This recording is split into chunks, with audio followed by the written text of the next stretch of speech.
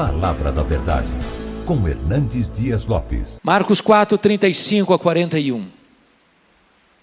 Conseguiram? Que maravilha. Naquele dia, sendo já tarde, disse-lhes Jesus: passemos para outra margem. E eles, despedida a multidão, o levaram assim como estava no barco, e outros barcos o seguiam. Ora, levantou-se grande temporal de vento, e as ondas se arremessavam contra o barco, de modo que o mesmo já estava a encher-se de água. E Jesus estava na popa, dormindo sobre o travesseiro. Eles o despertaram e lhe disseram: Mestre, não te importa que pereçamos? E ele, despertando, repreendeu o vento e disse ao mar: acalma-te, emudece. O vento se aquietou e fez-se grande bonança. Então lhes disse: por que sois assim tímidos? Como é que não tendes fé? E eles, possuídos de grande temor, diziam uns aos outros: quem é este, que até o vento e o mar lhe obedecem? Eu gostaria de pensar com vocês hoje sobre o tema: não desanime, Jesus está no controle. E eu inicio dizendo que as tempestades ainda existem. E primeiramente, as tempestades são inevitáveis. Ninguém navega pelos mares revoltos da existência sem enfrentar tempestades. Elas chegam para todos, ricos e pobres, homens e mulheres, doutores e analfabetos, crentes e descrentes. Ninguém passa ileso na vida sem enfrentar tempestades. Talvez você que está aqui hoje esteja enfrentando alguma tempestade terrível, que joga o barco da sua vida de um lado para o outro, ao sabor do vendaval. Talvez essa pandemia que já está indo embora, louvado seja Deus, retratou essa realidade. Morreram jovens e velhos, ricos e pobres, médicos e pacientes, empresários e empregados, pastores e ateus, porque a tempestade atinge a todos, indistintamente. Mas em segundo lugar, as tempestades da vida não são apenas inevitáveis, elas são também imprevisíveis. Elas chegam de súbito, sem mandar aviso prévio. E às vezes colocam a sua vida de ponta cabeça. É um acidente grave. É um divórcio doloroso. É um luto traumático. É um rompimento de um namoro, de um noivado, deixando sequelas e cicatrizes. É uma perda financeira radical.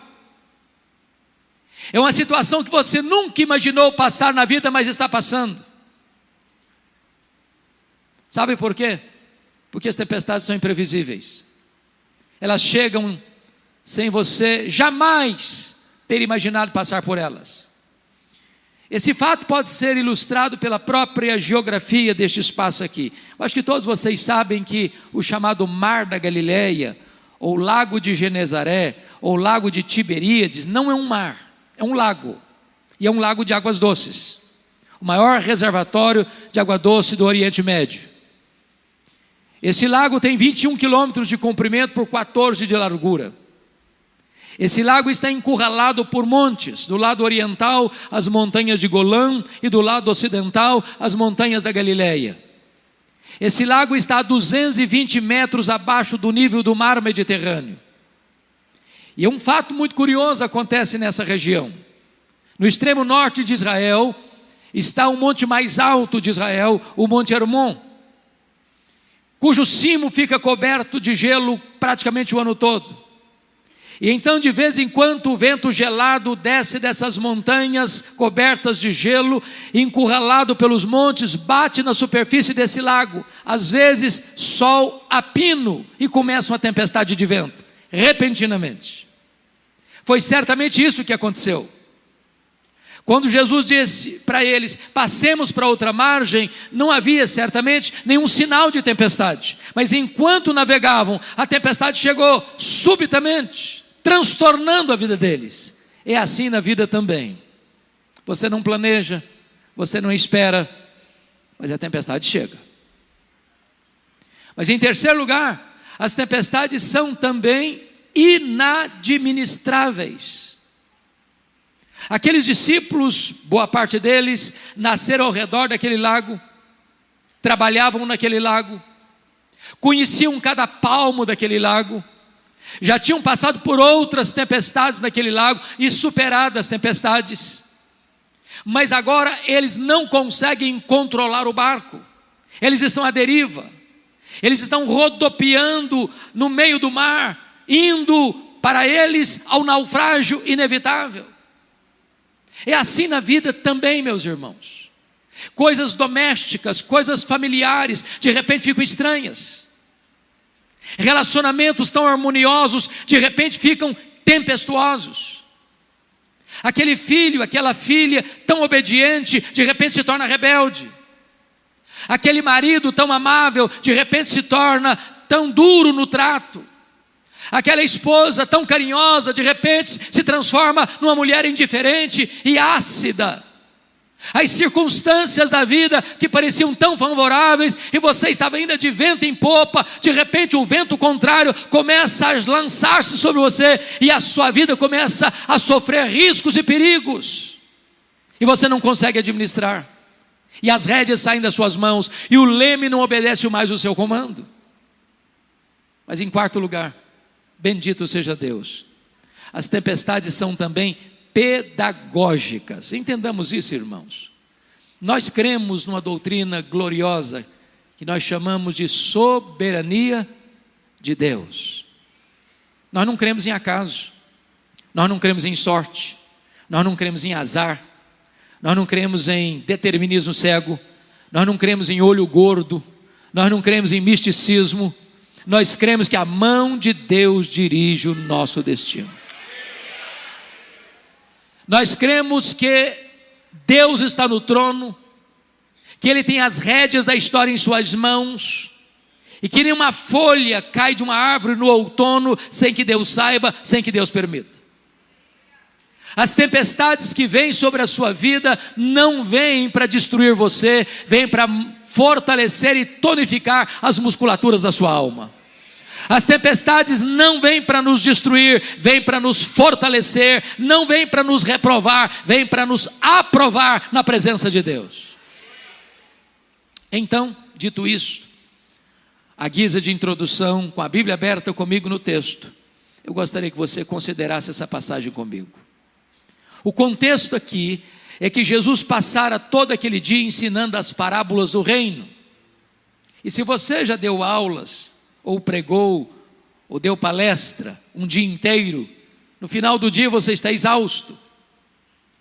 E então diz a Bíblia que depois de dar estas palestras sobre o reino de Deus, ensinar essas parábolas, Jesus diz para os seus discípulos: passemos para outra margem. E diz a Bíblia que Jesus entrou no barco, pegou um travesseiro, foi lá para trás do barco na popa, deitou e dormiu, porque ele era homem, perfeitamente homem, e estava cansado. E nesse momento então os discípulos começam a navegar, quando a tempestade súbita chega, e eles tentam administrar o problema, e não conseguem. E de repente, quando o barco estava à deriva e prestes a naufragar, eles recorrem a Jesus com a pergunta em tom de censura: mestre, não te importa que pereçamos? E diz a Escritura que Jesus levanta, acalma o mar, aquieta o vento e pergunta para eles: por que sois assim tímidos? Como é que não tendes fé? E eles olham uns para os outros espantados e tomados de santa reverência e perguntam: mas quem é este que até o vento e o mar lhe obedecem? Se vocês perceberam comigo, essa passagem está regida por 3 perguntas. No verso 38, a pergunta dos discípulos a Jesus: Mestre, não te importa que pereçamos? No verso 40, a pergunta de Jesus para os discípulos: por que sois assim tímidos? Como é que não tendes fé? A terceira pergunta está no verso 41, é entre os discípulos: quem é este que até o vento e o mar lhe obedecem? Se o texto está regido por essas 3 perguntas, é sobre elas que vamos conversar com vocês nesta noite. Vejamos a primeira pergunta: Mestre, não te importa que pereçamos? Eu quero dizer que essa é a sua pergunta, essa é a minha pergunta, essa é a nossa pergunta na hora da dor, na hora da angústia, na hora do desespero, na hora que a morte nos mostra a sua carranca, na hora que as circunstâncias saem das nossas mãos, na hora que o medo tenta nos encurralar, na hora que as forças do nosso braço já não existem mais, na hora que o barco da nossa vida não obedece mais o nosso comando, todos nós ficamos aflitos. E nessa hora você pensa: meu Deus, por que o Senhor não me socorre? Por que essa tempestade veio? Por que comigo? Por que agora? Por que desse jeito? E quando eles recorrem a Jesus, eles recorrem não só com a pergunta, mas com a censura. Eles estão dizendo o seguinte: não vais fazer nada? Não estás vendo o nosso perigo? Não estás percebendo a nossa angústia? Não estás notando que esse mar está nos engolindo vivos? Vais continuar dormindo? Essa é a pergunta que nós fazemos. Mas por que eles estão fazendo essa pergunta? O que não está bem resolvido na cabeça deles? Primeiro, não está bem resolvido na cabeça deles o fato de Jesus ter dado uma ordem para eles: passemos para outra margem. E na medida em que eles obedecem a Jesus, eles enfrentam a tempestade.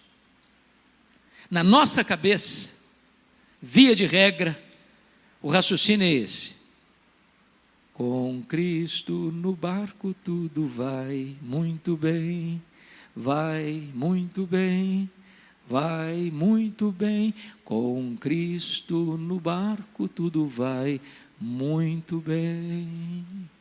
E aí você pensa assim: se Jesus está conosco, não tem tempestade, não tem crise, não tem problema, não tem luta, não tem dor, não tem surpresa. Quando você obedece a Jesus, o que você espera? Vai dar tudo certo. Mas de repente você entra no barco em obediência a Jesus e a tempestade pega você, e a crise chega, e a doença chega, e o problema financeiro chega, e o problema no casamento chega, e o problema na família chega, e a dor chega, e vocês: meu Deus, não estou entendendo. É fácil você entender a tempestade que foi atrás do profeta Jonas. Ele estava numa rota de fuga, ele estava numa rota de desobediência, e Deus mandou a tempestade atrás dele para trazê-lo de volta para o caminho da obediência. Notinha de rodapé: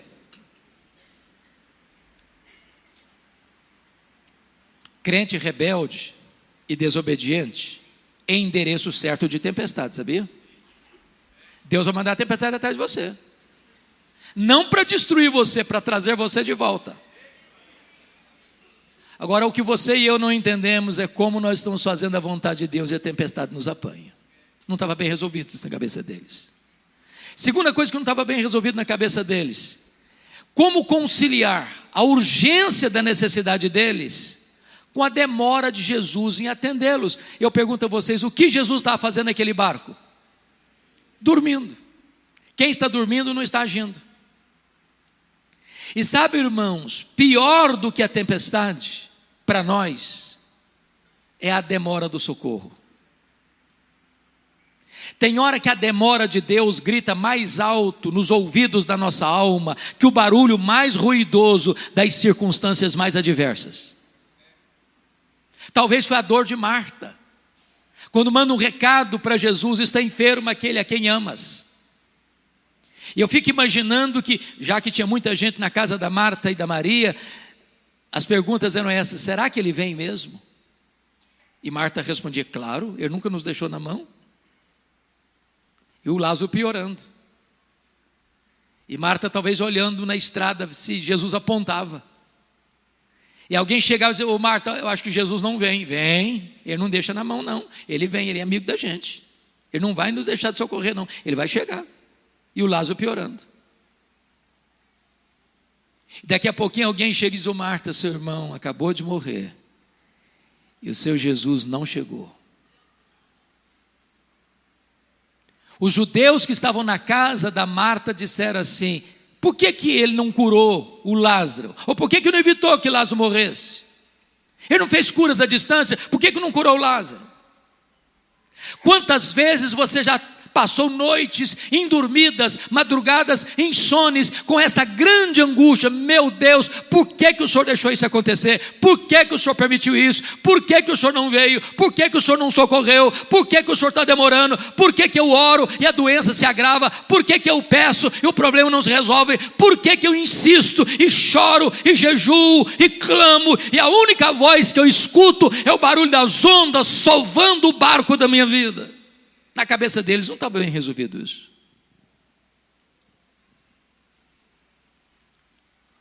Mestre, não te importa que pereçamos? Aí diz o texto que Jesus então se levantou, repreendeu o vento, repreendeu o mar, porque o vento tem ouvidos e o mar consegue escutar o Criador. E eu fico imaginando que o mar, como uma fera selvagem, ao escutar o comando do Criador, vai se encolhendo, e o vento vai se recolhendo às recâmaras, e tudo se faz calmo e bonançoso. Eu quero dizer para você que a sua tempestade é maior do que você, mas a sua tempestade está debaixo do controle do Senhor Jesus. O mar se revolta na sua vida, mas o mar escuta a voz de Jesus, e na hora que Ele mandar, o mar se acalma, o vento cessa, e haverá bonança na sua história e na sua vida.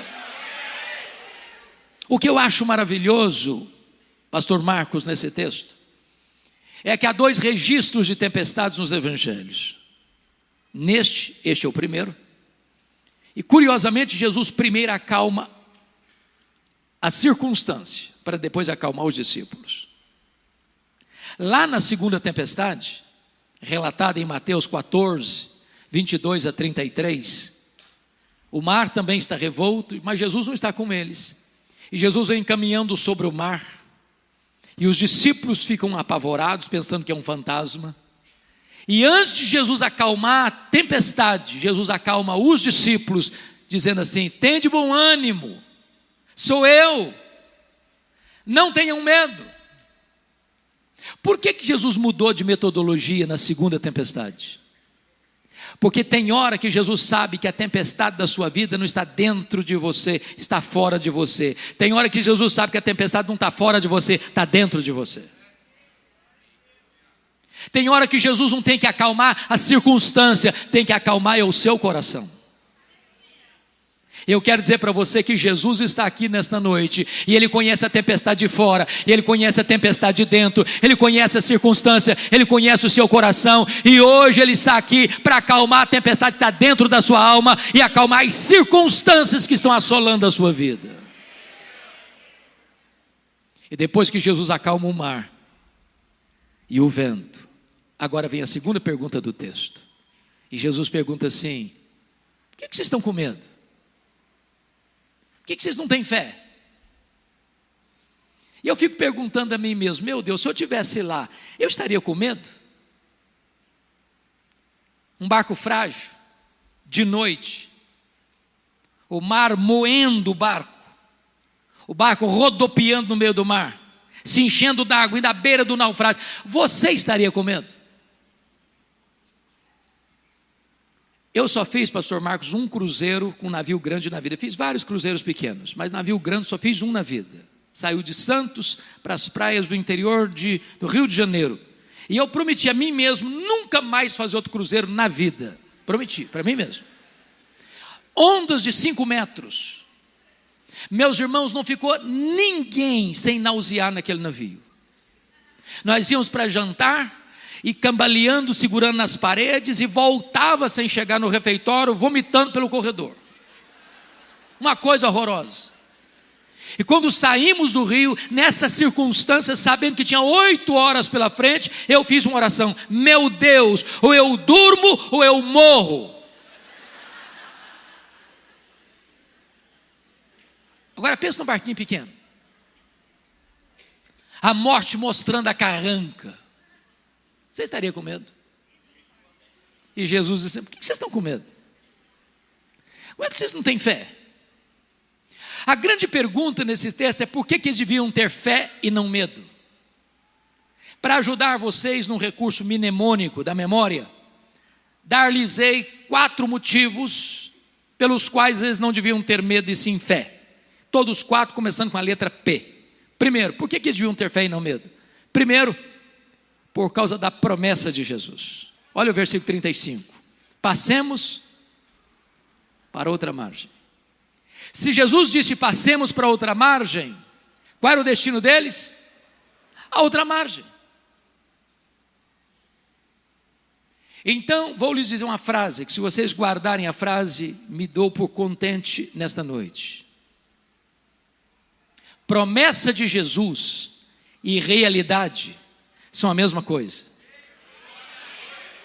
Porque Ele vela pela sua palavra em a cumprir, e nenhuma de suas promessas cai por terra. Você não vive, como já ouvimos aqui hoje, por vista, você vive pela fé. E fé é você crer que o que Deus falou é verdade. Se o Senhor disse a outra margem, não é o fundo do mar, é a outra margem. Não importa o tamanho da tempestade, você vai chegar na outra margem. Você vai para um lugar seguro. O seu destino não é o naufrágio, o seu destino é o porto final, é o lugar seguro, é a outra margem.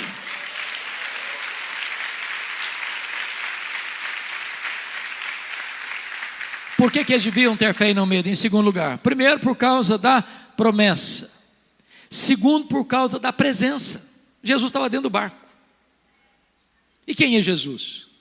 É o Criador do céu, é o Criador da terra, é o Criador do mar, é o Criador do universo, é o seu Criador. A criatura não pode ser maior que o Criador, a criatura não pode vencer o Criador. Se Jesus estava dentro daquele barco não podia naufragar. Meu amado irmão, nós não vamos deixar de ter medo. Não, eu não tenho medo porque eu sou um cara valente, eu não tenho medo porque eu sou um cara forte, eu não tenho medo porque eu sou um leão, eu não tenho medo porque qualquer coisa eu enfrento no peito, porque eu sou bom, porque eu sou isso. Não, você não precisa ter medo, não é porque você é forte não, você é fraco, eu sou fraco, mas o seu Deus é forte, o seu Deus é todo poderoso, o seu Deus é onipotente, o seu Deus está com você. Disse Davi: eu não temo a sombra da morte, porque tu estás comigo, a tua vara e o teu cajado me consolam. E Jesus prometeu: eis que eu estou convosco todos os dias, até a consumação dos séculos. Terceiro lugar, por que eles deviam ter fé e não medo? Primeiro, por causa da promessa. Segundo, por causa da presença. Terceiro, por causa da paz de Jesus. Eu pergunto a vocês: o que Jesus está fazendo no barco mesmo? Dormindo. Então vou fazer outra pergunta. Jesus sabia que a tempestade viria? É óbvio que sim. E se sabia, por que dormiu? Dormiu porque tinha plena consciência que tudo estava sob controle. Me permita dizer isso: paz não é ausência de tempestade. Paz é a certeza que, apesar da tempestade, Jesus está no controle. Você pode perder o controle, Ele jamais perde o controle. Você pode chegar a um momento na vida que você não sabe o que fazer, Ele sabe. Você pode chegar um momento na sua vida, meu Deus, parece que a circunstância vai prevalecer, parece que a situação é inadministrável, parece que tudo está indo de bancarrota em bancarrota, mas Jesus não perdeu o controle, Ele está em paz. Tem hora que o meu coração fica assaltado de temor, e eu preciso dizer para o meu próprio coração, como o Salmo 116, 7, volta minha alma ao teu sossego, porque o Senhor tem sido generoso para contigo. Descansa, ó minha alma, acalma, acalma. Você não está vendo saída, a saída está nas mãos de Jesus. Você não controla a situação, Jesus está com as rédeas na mão. Você não sabe o que você vai fazer, Jesus está conduzindo o seu barco para o porto seguro e divinal. Quarto lugar, por que eles deviam ter fé e não medo? Primeiro, por causa da promessa. Segundo, por causa da presença. Terceiro, por causa da paz. Quarto, por causa do poder de Jesus. Se vocês perceberam, toda essa passagem está ao redor de outros textos que retratam o poder de Jesus. Por exemplo, aqui Jesus tem poder sobre as leis da natureza. O mar escuta a sua voz, o vento obedece o seu comando. Quando ele fala, o universo inteiro escuta a sua voz. O sol para, as estrelas aparecem. Quando ele fala, o vento escuta a sua voz. Quando ele fala, uma mula profetiza. Quando ele fala, um verme obedece a sua voz e vai lá exercer o seu trabalho. Quando ele fala, os demônios batem em retirada. Quando ele fala, os anjos saem na velocidade de um vento para cumprir as suas ordens. Ele é o todo-poderoso Deus, e o universo inteiro se curva à sua soberania. Ele tem o controle, Ele está no comando, Ele é Deus. Mas em segundo lugar, se você perceber, quando termina esse texto, Jesus desembarca do outro lado, na região que nós conhecemos como Decápolis, as 10 cidades gentílicas, num despenhadeiro, de noite, dentro de um cemitério. E tudo que você não espera ver dentro de um cemitério de noite, a gente viva. E lá tem um homem furioso, nu, ferindo-se com pedras, violento, correndo entre os sepulcros, gritando desesperadamente, tomado de 6.000 demônios. Legião era a maior corporação romana do exército romano, 6.000 soldados, composto de flecheiros, de arqueiros, de lançadores, de cavalaria, de infantaria. Era uma máquina de guerra. Por onde passava uma legião romana, tudo era destruído. Dentro de um único homem havia 6.000 demônios. E Jesus vai lá de noite, dentro de um cemitério, para um homem que está enjeitado da família, um homem foragido da justiça, que não tem algema que consegue detê-lo. E Jesus o liberta, e Jesus o cura, e Jesus o transforma, e o Jesus envia de volta para a sua família como um missionário. Sabe por quê? Porque Jesus tem poder sobre as leis da natureza, e Jesus tem poder sobre os demônios. Quem manda no céu, quem manda na terra e quem manda no inferno é o Senhor Jesus. Quem tem as chaves da morte e do inferno é o Senhor Jesus. Ele é o todo-poderoso Deus, e diante dele se prostra todo joelho, nos céus, na terra e debaixo da terra, e toda língua confessa que Jesus Cristo é Senhor, para a glória de Deus Pai. Mas quando Jesus retorna para o outro lado, onde ele morava em Cafarnaum, diz a Bíblia que Jairo chefe da sinagoga, procura Jesus desesperado, porque a sua filhinha única de 12 anos está muito doente. Ele diz: Senhor, vai na minha casa comigo, impõe as mãos sobre a minha filha para ela ser curada. E Jesus está indo com Jairo, quando uma mulher anônima, 12 anos sofrendo de uma hemorragia crônica, pensa consigo: se eu apenas tocar na orla das vestes de Jesus, eu ficarei livre do meu mal. Ela toca na orla das vestes de Jesus e a hemorragia é estancada na hora. Sabe por quê? Jesus tem poder sobre a natureza, Jesus tem poder sobre os demônios, Jesus tem poder sobre as enfermidades. A última palavra não é da ciência, a última palavra não é da medicina, a última palavra é de Jesus. Para Ele não tem doença incurável, para Ele não tem problema insolúvel, para Ele não tem vida irrecuperável, para Ele não tem casamento insolúvel, para Ele tudo é possível. Ele tem poder sobre as enfermidades, Ele é o médico dos médicos. Enquanto Jesus está cuidando dessa mulher, chega o emissário da casa de Jairo e diz para Jairo: ô Jairo, não incomodes mais o mestre, a tua filha acabou de morrer. O mundo desabou sobre a cabeça do Jairo. E Jesus diz para Jairo: não temas, Jairo, crê somente. E Jesus vai para a casa do Jairo. A menina está morta. Ele chega e põe a mão na menina e diz: Talita cumi, menina, está na hora de levantar. E a morte solta as garras da menina, e aquela que estava morta ressuscita, e ela é devolvida aos seus pais. Sabe por quê? Porque Jesus tem poder sobre a natureza, Jesus tem poder sobre os demônios, Jesus tem poder sobre as enfermidades, e Jesus tem poder sobre a morte. Ele entrou nas entranhas da morte, Ele arrancou o aguilhão da morte, Ele matou a morte e Ele ressuscitou gloriosamente, inaugurando a imortalidade. E todo aquele que vive e crê nele não morrerá eternamente, porque Ele é a ressurreição e a vida. Você não precisa ter medo, você precisa ter fé. Mas agora, amados, vamos à pergunta do verso 41. Agora não é a pergunta dos discípulos para Jesus, agora não é a pergunta de Jesus para os discípulos, agora é a pergunta entre os discípulos.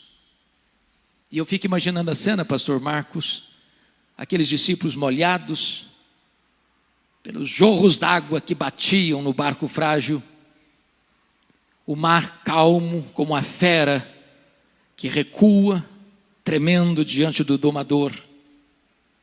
E agora eles olham espantados uns para os outros e perguntam assim: quem é este? Quem é este que até o vento e o mar lhe obedecem? E nós poderíamos responder esta pergunta nesta noite: quem é este? Este é aquele que com o Pai e com o Espírito Santo, lá nos refolhos da eternidade, antes do mundo ser criado, participou de um conselho eterno, onde a sua vida foi planejada, e Deus amou você com amor eterno. Este é aquele que no princípio criou todas as coisas, porque todas as coisas foram feitas por Ele e por intermédio dEle, e nada do que foi feito se fez sem Ele. Ele criou as coisas visíveis e invisíveis. Quem é este? Este é aquele que sustenta o próprio universo com as suas mãos poderosas. Quem é este? Este é aquele de quem os patriarcas falaram, para quem os profetas apontaram. Este é aquele que foi simbolizado pelo Cordeiro da Páscoa. Este é aquele que foi simbolizado pelo maná que caía do céu. Este é aquele que foi simbolizado pela água que brotava da rocha. Este é aquele que foi simbolizado por aquela nuvem que guiava o povo de dia, por aquela coluna de fogo que guiava o povo de noite. Este foi simbolizado pelo tabernáculo, este foi simbolizado pela arca da aliança, este foi simbolizado pelo templo de Israel, este foi simbolizado pelas festas de Israel, este foi simbolizado pelos sacrifícios realizados no templo, este foi simbolizado pelo sábado. Tudo era a sombra dele, ele é a realidade. Quem é este? Este é o maravilhoso conselheiro, este é o Deus forte, este é o Pai da eternidade, este é o príncipe da paz. Quem é este? Este é o sol da justiça, a brilhante estrela da manhã. Quem é este? Este é o Filho de Deus, que nasceu numa manjedoura, que cresceu numa carpintaria, que andou por toda parte, fazendo bem e libertando os oprimidos do diabo. Os cegos viram, os surdos ouviram, os mudos falaram, os coxos andaram e os mortos ressuscitaram.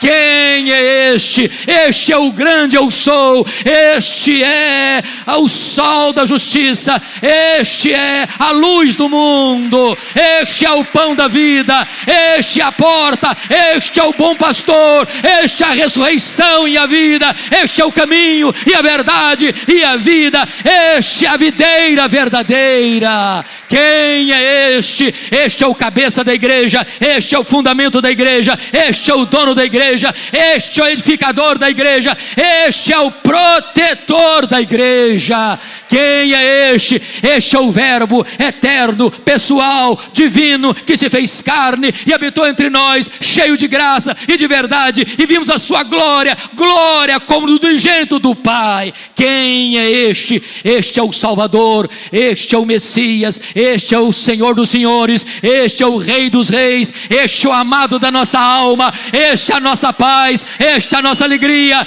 este é a nossa justiça, este é a nossa herança. Quem é este? Este é o eterno Filho de Deus, que veio ao mundo por amor de nós, que suou no Getsemane, que sangrou no Getsemane, que foi cuspido no sinédrio judaico, que foi espancado no pretório romano. Quem é este? Este que é aquele que carregou o seu lenho pelas ruas de Jerusalém, é aquele que foi pregado no leito vertical da morte, é aquele que morreu pelos nossos pecados e ressuscitou para a nossa justificação. Quem é este? Este é aquele que voltou para o céu, assentou no trono e derramou o Espírito Santo sobre a igreja. Quem é este? Este é o nosso grande sumo sacerdote, este é o nosso supremo advogado, este é aquele que está sentado no trono e tem as rédeas da história em suas mãos, é aquele que governa, é aquele que reina, é aquele que julga. Quem é este? Este é aquele que vai voltar pessoalmente, visivelmente, audivelmente, repentinamente, inesperadamente, gloriosamente, para buscar a sua igreja. Quem é este? Este é o juiz de vivos e de mortos, que vai julgar as nações. Quem é este? Este é aquele que vai reinar com a sua noiva, este é aquele que vai banquetear com o seu povo, este é aquele que nós veremos face a face, este é aquele que vai enxugar dos nossos olhos toda lágrima, este é aquele com quem reinaremos para sempre e sempre e sempre e sempre. Este é aquele que diz para você e para mim nesta noite: você não precisa ter medo, você precisa ter fé. A Ele a honra, a Ele a glória, a Ele o louvor agora e eternamente. Aleluia, amém.